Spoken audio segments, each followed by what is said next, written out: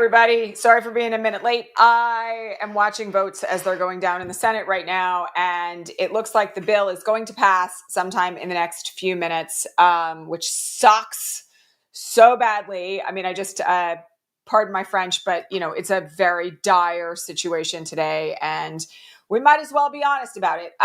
So just so everybody understands, we've now been through this enormous vote-a-rama that ran all night long, where I have to just, give credit where credit is due. The Democrats threw up tons of amendments, made an effort to try to stall everything, slow it down.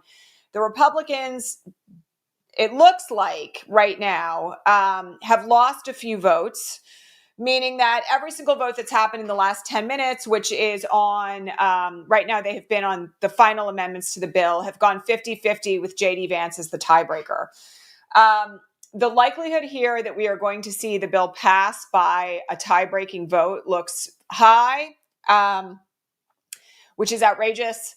There is one very small bit of, it's not very small, but one bit of good news that just came down in the last few minutes, which is that the provision that would have stripped all gender-affirming care from Medicaid has been pulled from the bill by Republicans because they knew they were going to lose on that.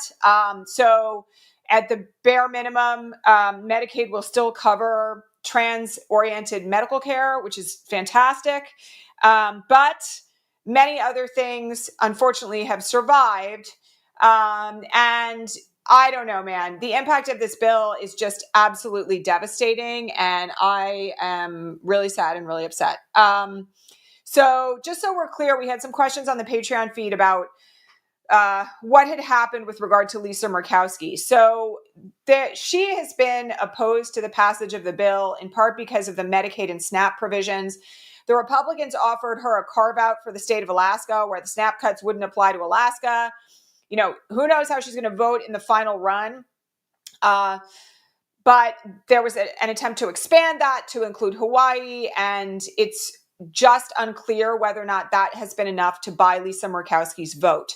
I do not, generally speaking, have a lot of faith in Lisa Murkowski being able to hold the line. The other thing is on these final amendments that they're voting on right now, she has been voting with the Republicans, which tells me that she's done. So it'll probably happen while we're on the air because, unfortunately, the reality is that often a lot of bad shit happens right around the time that I'm on the air on days like today. So we should just talk about the significance of this because I have been thinking really for the last 48 hours about what it's going to mean for everyday communities and everyday people. Part of that is because over this past weekend, I was actually at home with my family and visiting with my parents, my dad and my stepmom, one of whom is 78 and the other of whom is 83, and all of their medical care is through Medicare, which is also going to be cut.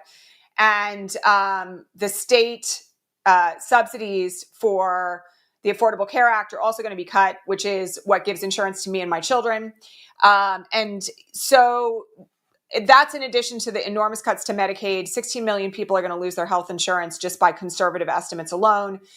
And then we have the cuts to SNAP, which are going to take, the average monthly food subsidy for an American family down to $250. Don't ask me how you feed a family on that amount of money. And then we have to add on to it all the other many things that are contained in this bill, like the 13 times increase in the budget of ICE.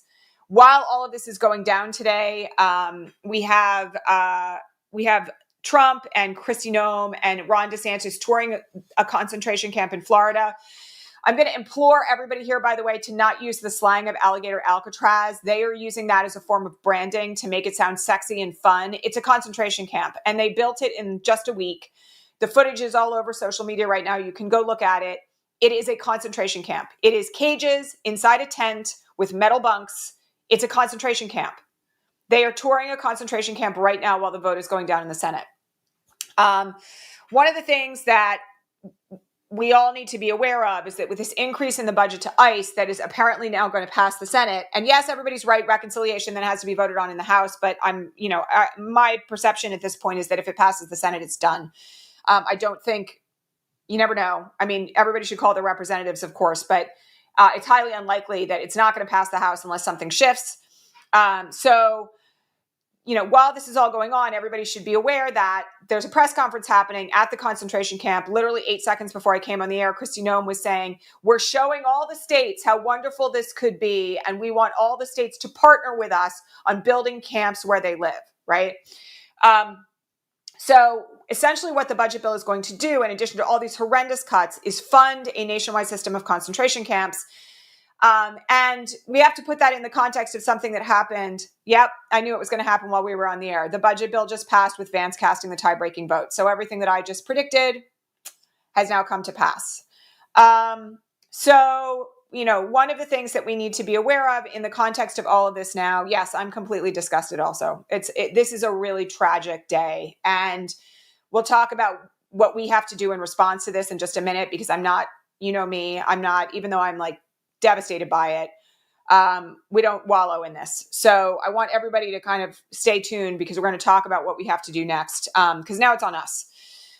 One of the things I want people to just be reminded about here in the context of this enormous increase, I just want everybody to understand the budget for ICE now wildly exceeds the budget for the entire nationwide Bureau of Prisons by like 4 times.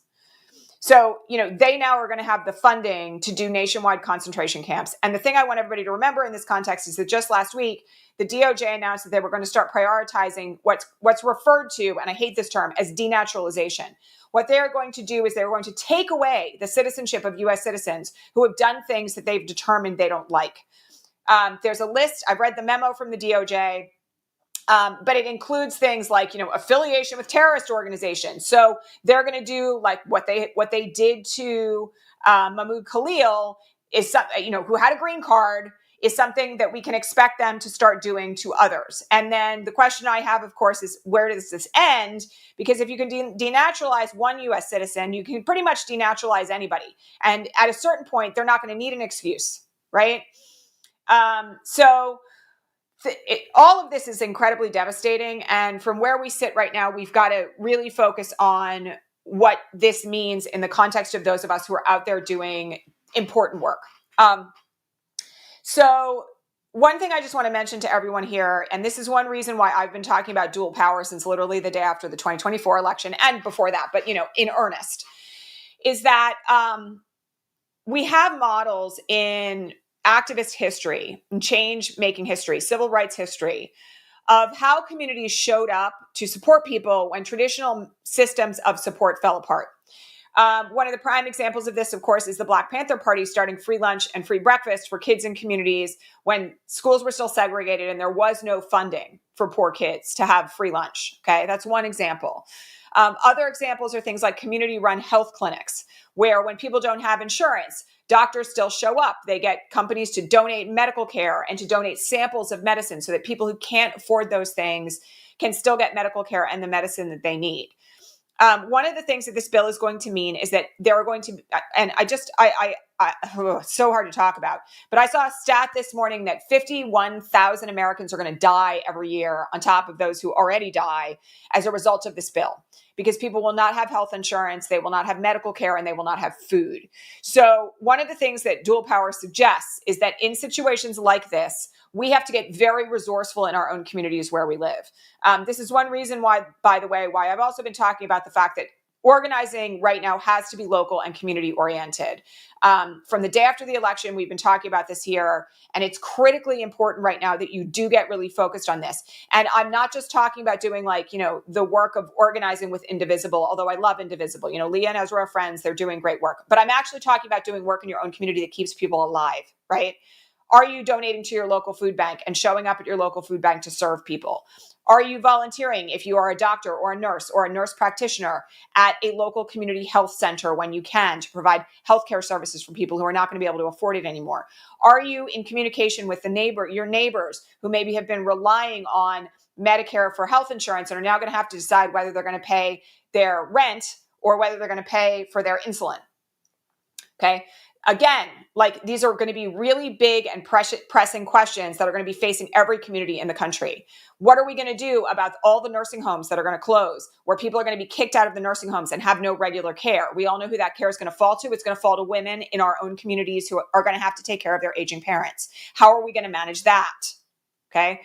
again, this is a moment where you've got to think very strategically about how you're going to work to keep people alive. How are you going to volunteer your time? How are you going to make sure that if you yourself are going to be the recipient of these cuts, who are you in contact with right now who is going to be able to provide you with that support? This is what dual power is all about. It's about building alternative systems and safety when the systems that are supposed to provide for us crumble. And that's exactly where we are right now as of about 10 minutes ago. The thing that I also want people to just be aware of here is that some of these impacts are going to be felt immediately, and some of them are going to be more long-term. Okay. But the ones that are going to be felt immediately are going to be the ones that are going to hurt individual families the most. Okay. My perception right now, after having had all these conversations with friends and family over the weekend, is that there's an enormous amount of people out there, and actually the stats are showing this in the polling, who don't have any idea about what's about to happen. Fully 2/3 of the American public didn't know anything about what was in the bill as of last week. And when these things drop, it's going to get really, really, really dire. So again, now is the moment to think about how you're going to support people. Now is the moment to think about how you're going to show up. And I will just say, in relation to this, thinking about all of this in the last couple of days, we decided that we're going to rerun our program called the Dual Power Accelerator, which trains people how to do this. We actually opened registration on it this morning. I'm just going to actually even drop the link to that into the chat right now. So you all can, oh, hold on. There is my echo. All right, there you go. There's the link.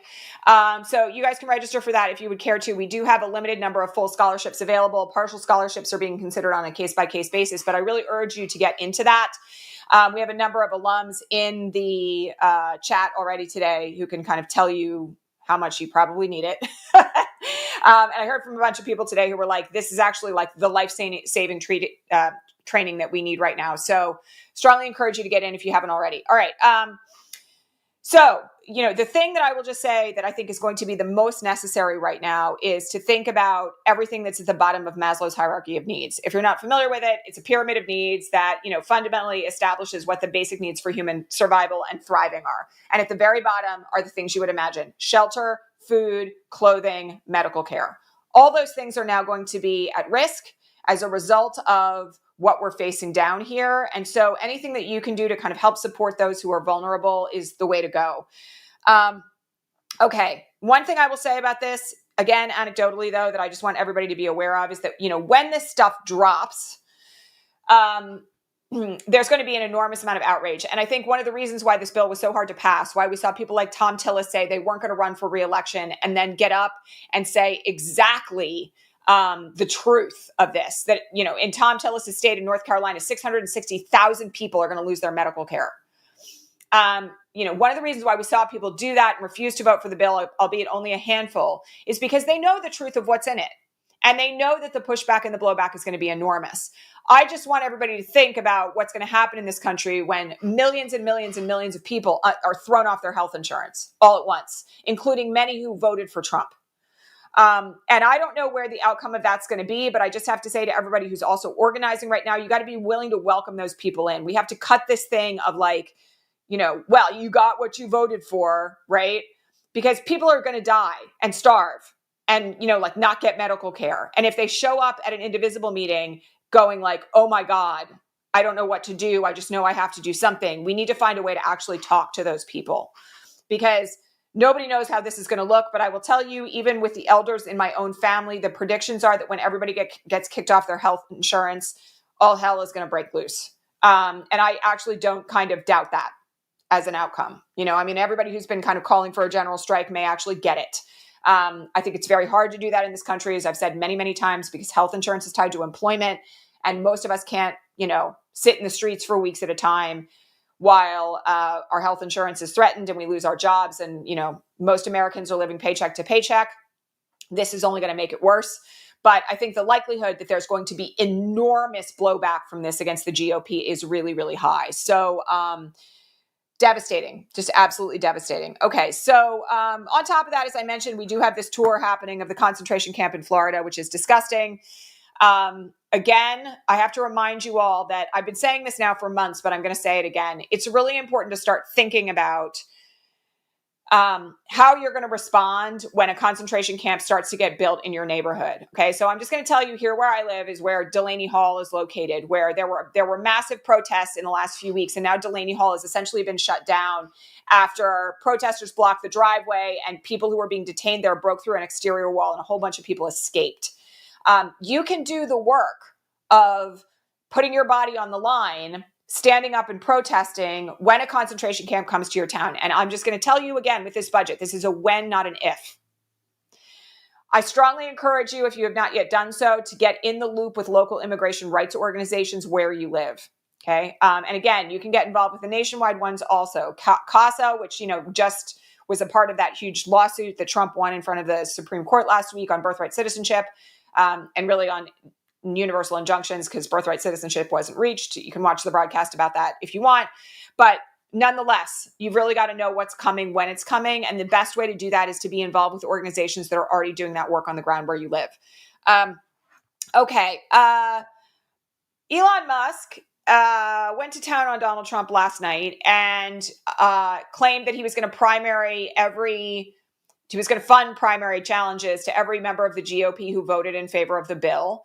I just want to remind everybody that the predictions that came out just this morning, actually, on the number of babies and children that have already died as a result of Elon's and Doge's cuts to U.S. aid is around 15 million. Okay. And I know it's really hard when Elon and Trump go at it to not have that moment of like schadenfreude of like, oh, wow, now Elon's money is going to come back to the Democratic Party. But that's actually part of the problem, right? We don't want billionaires having this much power. And unfortunately, the MAGA murder bill, which has just passed, the whole reason why they did this, just so we all have the context of this, right? The whole reason why they did this was to make rich people in this country even richer. And not like mildly rich people, like billionaires. You want an example of this? Like Elizabeth Warren posted this set of screenshots this morning that were just galling. So among the amendments that were added to the bill that were voted down were amendments that said no tax cuts for people who make more than 10 million a year. Voted down by the GOP. No tax cuts for people who make more than 100 million a year. Voted down by the GOP. No tax cuts for people who make 500 million a year. Voted down by the GOP. No tax cuts for people who make $1 billion. Voted down by the GOP. So the whole reason why they are doing all of this is to make sure that greedy corporations and the super rich, the people who can like pay $55 million to rent out the entire city of Venice for their crazy tacky wedding, get even more money. Like they're killing people so the super rich can get more money. And Elon's going to benefit from that no matter what he does right now, no matter what he says, right? No matter that, this morning he's like, I shouldn't have put that chainsaw around my neck and run around the stage at CPAC. Too late, right? So again, critically important that we have to be mindful that, Elon Musk is not an asset. He's actually like probably one of the most significant symbols of the problems of wealth inequality in this country. Right now, average everyday people are like now going to be devastated financially just so people like him can get even richer. It's bonkers, just bonkers. So word of caution on Elon. All right. One other thing that that happened yesterday that people need to be aware of is that the DOE, the Department of Education, at the last minute froze all federal grants to public schools that were due to be issued on July 1st. And they did it claiming that it was like for review. All right. And, these are funds that are used to like train teachers, to provide special education support. And this slid under the radar in a lot of the mainstream media because of everything that's been going on with the murder bill.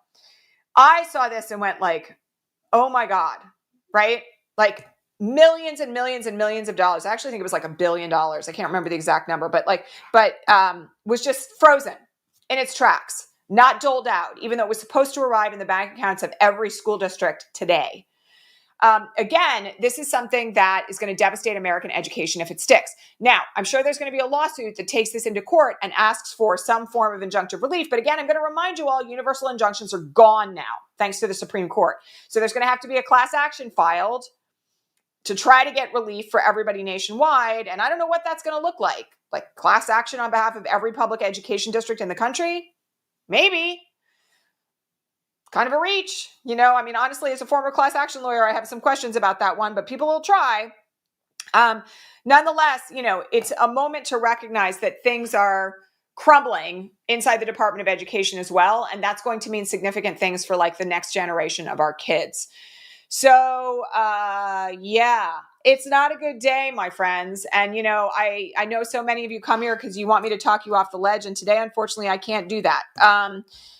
The best advice I have, and I mean, again, this is something that I'm doing where I live that I think is really critically important, is you have to be in community with other people who are doing the work of trying to keep other people alive. Full stop. Like, must be in community with people who are doing that work. And that doesn't mean, donations are great. Don't get me wrong. I think donating money is fantastic. But what I really want people to do is be on the email list, like go to the meetings, show up and ask how you can help. One of the critical things that I have to keep saying to everybody over and over again, and we did a video on this on our sister channel, our new sister channel, the Ripple Effect Institute, yesterday. One of the critical things that people have to realize is that there is an opportunity here for every skill set to be used, right? You as an individual have skills that can be used right now inside organizations that really are going to need our help. You don't have to be a doctor. You don't have to be a lawyer. You can be somebody who knows how to run a spreadsheet or send an email, right? You can be somebody who just knows how to set up a big kitchen to feed people. You can be somebody who can carry a cafeteria tray and hand it to people who need food, right? Or pack a grocery bag full of supplies at the food pantry. You can be somebody who does intake for people who need support at the community medical clinic. There's so many ways to get involved. And honestly, I want people to start really thinking about the small ways in which you can be of support that are going to save people's lives. Like, we really have to start thinking that granularly at this point, because that's what it's going to come down to. It's going to come down to the everyday efforts of people in community to care about their neighbors and to do everything outside of systems that were supposed to save us to make sure that people stay alive. I mean, I wish it wasn't this way. And I have to say that I'm just really desperately fearful, frankly, for a lot of our elders, for a lot of people who are disabled, for people that I know who rely on Medicaid to get care for their disabled kids. I mean, it's just monstrous.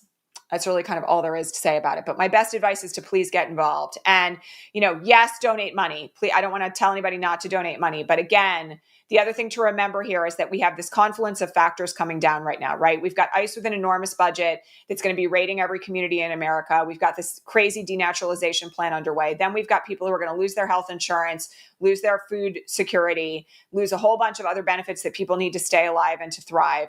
And all of that's going to come together at once. And that means that we've got to be really outside the box, right? Again, I feel like I've been saying this for many, many years, but nobody's coming to save us. And that's never been more true than it is now. I think that we've got to, do everything that we can in our own communities to stay together and get face to face and to keep moving forward. And also, reminder that progress seems very slow until it doesn't. Again, that's an old civil rights slogan, but dominoes fall at any moment. And so one of the things that we've also got to keep in mind here is that a lot of things could shift very quickly once the nature of this bill goes into effect. So dangerous times, my friends. I was jokingly thinking to myself the other night that I have no idea how the outcome of this is going to go. But I will tell you that I think millions and millions of Americans losing their health insurance could potentially be a real tipping point. And we're all going to get to kind of hang on for the ride, I guess. So in any event, please get involved. If you need training, please consider the Dual Power Accelerator. There's a link for it already in the show notes today. We would really love to get as many people trained through that as possible. We've already trained hundreds in that program. And honestly, it's the kind of training that if every person in every community in America had it who wanted to be an organizer, I would be feeling a lot better about our stability and the safety of people who need it than I do right now. So I'll make sure it's also linked in the comments below. And quick reminder, there's no broadcast this Friday because it's the 4th of July, but we are actually giving you all a bonus training video again over on our sister channel. That one is also going to be really significant about what you need to stop doing if you want to make a difference right now. And so you can tune into that. Our new sister channel is, by the way, at Ripple Effect Institute on YouTube. So you can go find that if you would care to. Please like this channel. Don't forget to subscribe. Drop me a comment below. Let me know that you like what we're doing here because it helps the algorithm. And of course, if you want to support this work, you can head on over to patreon.com/resistancelive and become a subscriber for as little as $5 a month. We do bonus broadcasts over there. And also I take questions. And so I'd be more than happy to have others of you over there if you would care to join. There may be a need this week, notwithstanding my plan for the 4th of July, to do some extra bonus broadcasts. I just have a feeling that this week is going to be one of those ones where like everything goes to shit. So to the extent that a bonus broadcast is needed, it's always announced on the Patreon feed first. So you can stay tuned there in the event that that becomes necessary. But in the meantime, I'm sending a lot of love to everybody in this community. We have a lot of disabled people in this community, a lot of people on Medicaid, a lot of people on Social Security and Medicare. I just want you to know I'm holding you all in my heart. We're going to work to fight back against this together. And I will remind you that there's one promise of history, and that's that every fascist regime eventually falls. We have to hang in there and fight back until it does. All right. Lots of love, everyone. Take care of yourselves, and I'll see you back here tomorrow. All right. Bye.